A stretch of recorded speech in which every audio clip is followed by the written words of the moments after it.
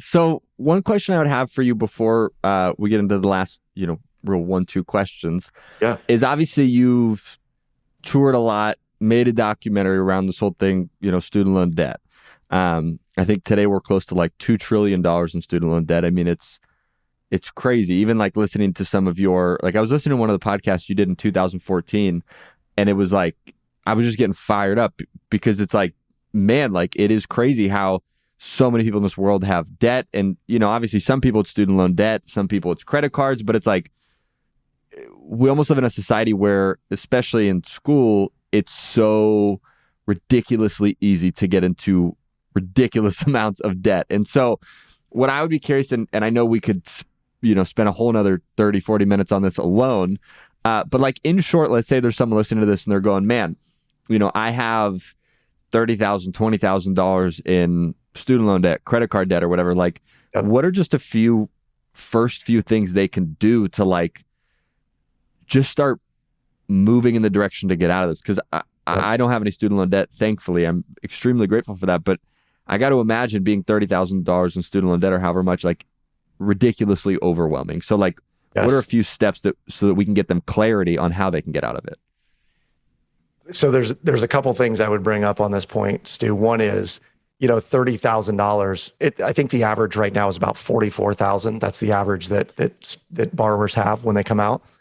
And a $440,000 student loan balance carries with it about a $500 a month minimum payment for 10 years. And what happens is the Department of Education will graciously grant you 20 years or longer to pay it back. So now the payment's $250 or $280. And so one of the things that we have to remember when you are indebted to the student loan system, every dollar that you borrow, you will pay back too, if you let it go a long time. So congratulations, if you had 40 grand in debt and you do what they tell you to do, which is like, just make the minimum payments, you'll pay back $80,000. And so this for me, it was the light bulb moment of, I don't want to play the banker's game. We already don't own enough of our income, right? Like the whole taxation system and everything else is just all these little, bits out of our pocket. So when I tell people, hey, the reality is you don't own as much of your income as you think you do. Yeah. Because if you calculate how much interest you're paying and the taxes you're paying, most people on average probably take home about 30% of their actual income to use in the way they want to use it. And I kept thinking, well, how do I get to 100%? Number one, you got to pay off all your debt, which isn't always easy. But for student loans, in answer to your question, the number one thing you got to do is don't focus on the big number, the 30 or 40 or 60 or 80,000. Focus on the one debt that you can knock out really quickly. Because most people take out a loan every single semester. So if you're in school for 4 years, you got 8 loans. If you took out a couple of emergency ones, you might have 10 or 12. What I would recommend people do is go look at your listing of all the loans and go after one of them like a laser beam. And then have the satisfaction and gratification of paying that off. Yeah. And then move on to the next one, and then move on to the next one. The problem for many people is psychologically, we look at this big number, and I get it, like 80, 100,000 in student loan debt, forget it. Crazy. I met one of the young ladies in our documentary had $298,000 in student loans. And she was a doctor of veterinary medicine. Her payment every month, Stu, was $1,200 a month, and it did not cover the interest expense that was accruing on the debt. So that kind of number, like, how do you even do that, right? Yeah, fathom. And so I spent years and years trying to find and craft the way to do it. There's a website called the Shred Method, where I teach people how to shred their debt, shred student loans, shred mortgages. And the Shred Method uses a mathematical formula, which basically leverages simple interest against compound interest. So we borrow in short bursts and we lever it against big long-term compound interest debt.